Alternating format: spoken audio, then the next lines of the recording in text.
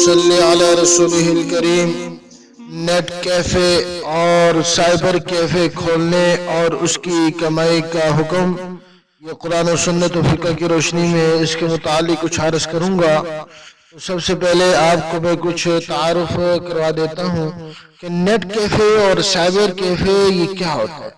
दरअसल ये दोनों एक दुकान होती है जिसमें बहुत सारे कंप्यूटर रखे होते हैं, जिसमें इंटरनेट इस्तेमाल करने की सहूलत होती है। जो शख्स भी इस कंप्यूटर को इस्तेमाल करना चाहता है वो उस दुकान के मालिक को वक्त के हिसाब से रकम अदा करता है। ये मैंने आपको कुछ तारुफ करवा दिया है। शरई हुक्म ये है कि अब जिस तरह मोबाइल और लैपटॉप में इंटरनेट को जायज नाजायज दोनों कामों में इस्तेमाल किया जाता है, इसी नेट कैफे में भी इंटरनेट को सही और गलत दोनों तरह इस्तेमाल किया जा सकता है।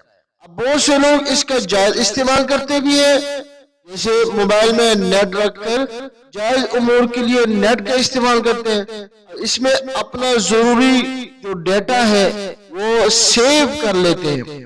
इसी तरह ये काम मोबाइल की दुकान में भी किए जाते हैं, इसलिए दुकान खोलने में कोई हर्ज नहीं है। कैफे खोलना ये दुरुस्त है, इसकी कमाई भी हलाल है। लेकिन एक बात याद रखें, ये सूरत उस वक्त दुरुस्त होगी जब कैफे के मालिक ने जायज काम की इस्तेमाल करने के अंदर जायज इस्तेमाल की सहूलत मुहैया करने की नीयत की हो।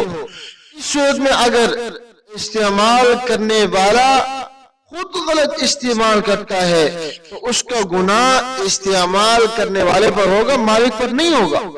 और अगर कैफे के मालिक ने गुनाह के काम यानी फिल्म और म्यूजिक गाने वगैरह की सहूलत मुहैया करने के लिए कैफे खोला हो और नई म्यूजिक और फिल्म रिलीज होने पर इश्तिहार वगैरह लगाकर अपनी पब्लिसिटी करके लोगों को अपने कैफे की तरफ माइल करता हो, जैसा कि आमतौर पर अक्सर आजकल कैफेज में होता है और ये करते हैं, तो ये गुनाह पे मदद करना है। इस सूरत में कैफे की कमाई दुरुस्त नहीं होगी। और एक जरूरी बात यह है कि बहुत से लोग नेट कैफे और साइबर कैफे नाजायज और गलत कामों में इस्तेमाल करते हैं, जिसकी वजह से मालिक की कमाई में शक आ जाता है। इसलिए अगर मालिकान गलत वेबसाइट ब्लॉक कर दे, इस सूरत में नेट कैफे की कमाई बगैर किसी शक के जायज होगी। लिहाजा नेट कैफे के मालिकान इस सूरत को इख्तियार करके अपनी कमाई हलाल कर सकते हैं।